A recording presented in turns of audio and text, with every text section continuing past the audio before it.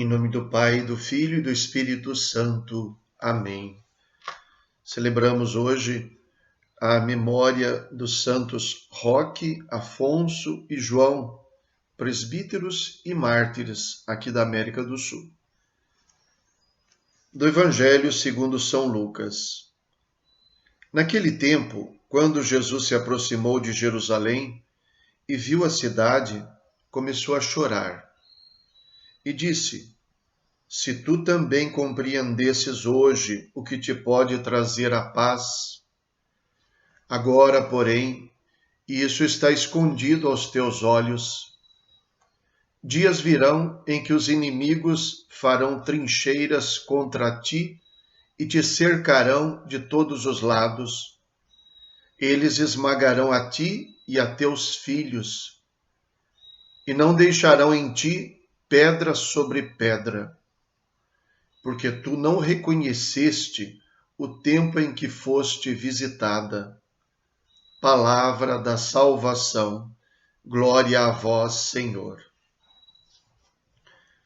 Essa passagem traz uma expressão de sentimentos de Jesus do tipo lamentação, que é muito comum na Sagrada Escritura, sobretudo no Antigo Testamento, e que nós compreendemos bem no seu estilo, lamentação. Quantas vezes nós nos detivemos diante de algum acontecimento, contemplando um desfecho indesejado e, de uma certa maneira, sentindo uma tristeza porque aquilo parecia ser evitável.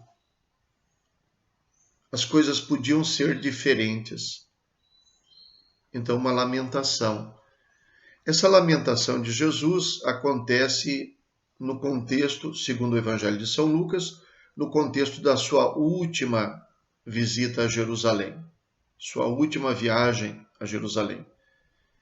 A passagem de hoje se encontra entre dois acontecimentos contraditórios entre si. Primeiro, a entrada triunfal de Jesus em Jerusalém. Depois desta passagem, a entrada de Jesus no templo para expulsar os vendilhões. E então, no centro, entre essas duas narrativas, está esta passagem da lamentação de Jesus. Os dois extremos mostram o quanto dentro de Jesus existe verdadeiramente uma tristeza pelo que acontece. Por um lado, uma acolhida, por outro lado, uma rejeição. Uma acolhida segundo as propostas do mundo, segundo as expectativas da multidão, mas conforme aparece no próprio templo, no fundo, que existe um fechamento ao modo de ser de Jesus e à sua mensagem.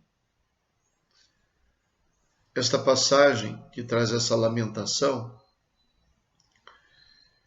me faz lembrar com muita facilidade uma outra passagem de uma lamentação também de Jesus, mas que nós lemos como uma consolação sobre a lamentação das mulheres em Jerusalém, quando ele estava carregando a cruz para o caminho do Calvário, também, segundo o Evangelho de São Lucas, no capítulo 23, versículo 27 a 32.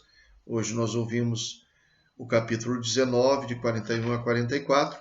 Lá diz que uma grande multidão do povo seguia Jesus, como também algumas mulheres que batiam no peito e se lamentavam por causa dele. Jesus, porém, voltou-se para elas e disse: Filhas de Jerusalém, não choreis por mim, chorai antes por vós mesmas e por vossos filhos. Pois eis que virão dias em que se dirá: felizes as estéreis, as entranhas que não conceberam e os seios que não amamentaram. Então começarão a dizer às montanhas, quer dizer para ninguém: caí sobre nós, e às colinas, cobri-nos, porque se fazem assim com o lenho verde, o que acontecerá com o seco. Então, nesta lamentação, as mulheres choram por Jesus. Aqui é Jesus quem chora por Jerusalém. As mulheres de Jerusalém chorarão por ele mais tarde, mas aqui ele chorando por todo o povo de Jerusalém. E ele diz a elas que chorem pelos seus filhos, pelos seus próprios filhos, não por ele. No trecho de hoje, ele diz: dias virão em que os inimigos farão trincheiras contra ti e te cercarão de todos os lados. Eles esmagarão a ti e a teus filhos, e não deixarão em ti pedra sobre pedra. O destino de Jerusalém é o que se deve lamentar, não a sorte de Jesus. Não é sobre Jesus que se deve chorar, mas sobre si mesmos e sobre os próprios filhos. De fato, quando a gente celebra a Semana Santa, há uma certa tentação, tendência das pessoas acompanharem as cerimônias da Semana Santa como se estivessem com pena de Jesus, como se estivessem lamentando a sorte dele, coitado dele. Mas, na verdade, ao celebrar a Semana Santa, a nossa lamentação deve vir sobre nós mesmos, sobre a pena, a dor que nós podemos sentir pelos nossos próprios pecados, pelas nossas inquietações, pelos nossos fracassos, pela nossa incapacidade de sermos bons, de correspondermos àquilo que Deus nos pede, não sobre Jesus, porque ele, na verdade, está cumprindo o desígnio do Pai. A lamentação precisa fazer parte da nossa vida também, mas é preciso saber sobre o que lamentar. O que é que nós lamentamos? Dou um exemplo com muito respeito aqui. Lamentar a existência da pandemia. É triste, podemos lamentar isso, mas muito mais devemos lamentar o descaso das autoridades, o desleixo da população quando parece não se importar com o que acontece com os que são infectados, com os que morrem, com os que perdem seus entes queridos. Lamentar as doenças é justo, mas mais do que isso, lamentar o desperdício dos dons, dos bens e do dinheiro que poderiam servir para trazer as soluções. Lamentar o descaso das autoridades, as disputas políticas, os egoísmos por trás, a ganância por trás daqueles que conseguem se beneficiar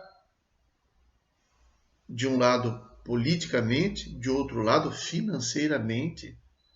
Por incrível que pareça, pesquisas realizadas nesses últimos tempos mostram que muita gente lucrou até com a pandemia, lucrou no sentido de explorar, sem falar de injustiças, sem falar de corrupção, sem falar daqueles que se apoderaram do dinheiro que deveria servir para tratar da doença.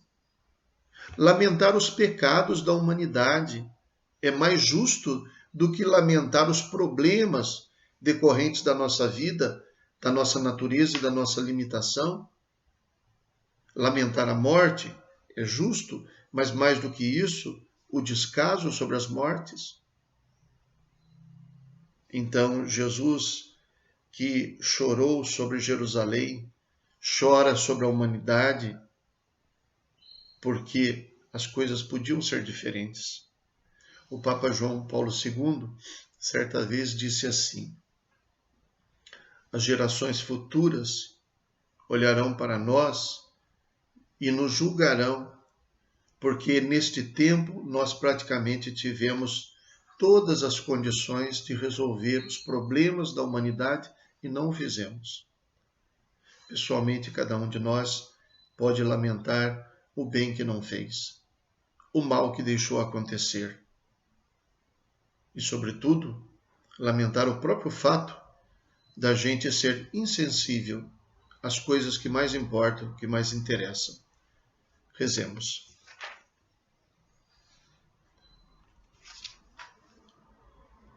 Senhor, que a vossa palavra cresça nas terras onde os vossos mártires a semearam e seja multiplicada em frutos de justiça e de paz. Por nosso Senhor Jesus Cristo, vosso Filho, na unidade do Espírito Santo. Amém. O Senhor esteja convosco. Ele está no meio de nós. Abençoe-vos Deus Todo-Poderoso, Pai, Filho e Espírito Santo. Amém. Bom dia. Fiquem com Deus.